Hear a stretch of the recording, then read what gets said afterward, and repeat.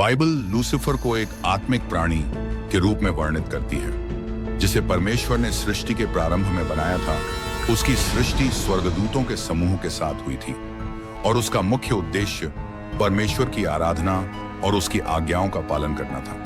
वह स्वर्ग में शांति और आनंद के वातावरण का हिस्सा था।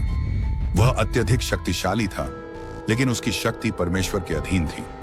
जय मसीह की दोस्तों, स्वागत है आपका एक बार फिर से हमारे YouTube चैनल नियर गॉड में। आज हम उस रहस्य से पर्दा उठाएंगे जिसके बारे में आपने कभी ना कभी जरूर सोचा होगा कि शैतान की उत्पत्ति कैसे हुई।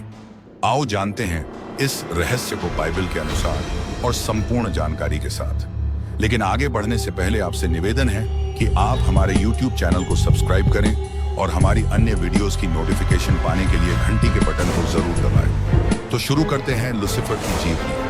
लूसीफर का अर्थ है प्रकाश का वाहक या सवेरे का तारा। बाइबल में उसे स्वर्ग के सबसे सुंदर और शक्तिशाली स्वर्गदूतों में से एक माना गया था।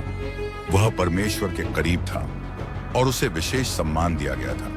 लूसीफर को स्वर्ग के एक प्रमुख स्वर्गदूत के रूप में नियुक्त किया गया था। वह स्वर्ग की आराधना का नेतृत्व करता था और परमेश्वर के सिंहासन के पास रहता था। उसे पूर्ण ज्ञान, सौंदर्य और संगीत की अद्भुत क्षमता दी गई थी, लेकिन यह सब उसकी विनम्रता की जगह गर्व में बदल गया और उसी गर्व से लूसीफर का जन्म हुआ। उसने सोचा कि वह परमेश्वर के समान हो सकता है। उसने अपने सौंदर्य और शक्ति को अपनी सीमाओं से ऊपर मान लिया।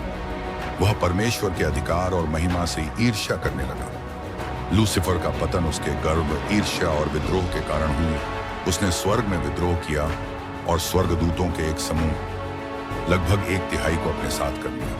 वह परमेश्वर के सिंहासन पर बैठने की योजना बनाने लगा। लूसीफर का विद्रोह असफल रहा। परमेश्वर ने उसे और उसके साथ विद्रोह करने वाले स्वर्गदूतों को स्वर्ग से बाहर फेंक दिया। बाइबल बताती है कि लूसीफर को पृथ्वी पर गिरा दिया गया और वह शैतान बन गया।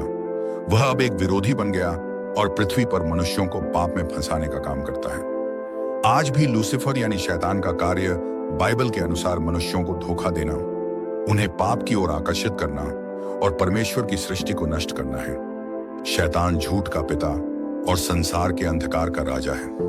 शैतान के कार्य जो वह रोज मानव जाति के साथ करता है।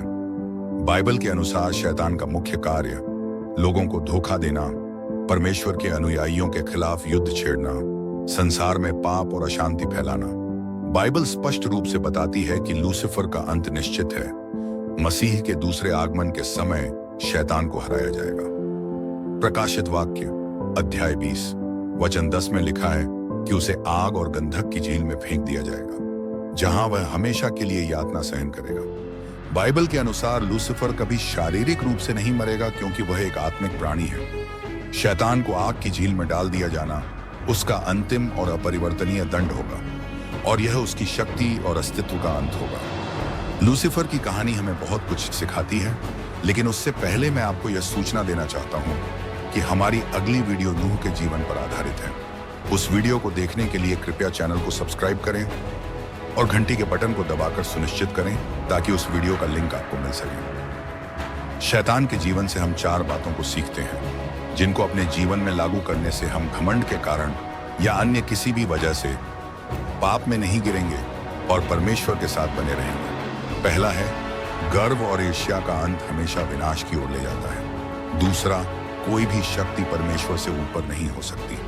तीसरा, हमें अपनी क्षमताओं और उपहारों के लिए परमेश्वर के प्रति कृतज्ञ रहना चाहिए। और चौथा, पाप का अंतिम परिणाम न्याय और विनाश है। यह कहानी ईश्वर की शक्ति, प्रेम और न्याय को दर्शाती है, जो सभी के लिए एक चेतावनी और प्रेरणा है। इस वीडियो को आखिरी तक देखने के लिए आपका बहुत बहुत धन्यवाद। आपसे निवेदन है, यदि यह वीडियो आपको पसंद आई तो कमेंट में लिखिए कि आप अगली वीडियो किस नबी की जीवनी पर देखना पसंद करेंगे और इस वीडियो को अपने प्रियजनों के साथ साझा करें और लाइक भी करें। आपके ऐसे करने से हमारे उत्साह में उन्नति होती है और प्रभु यीशु का सुसमाचार तेजी से फैलने में सहायता प्रदान करता है।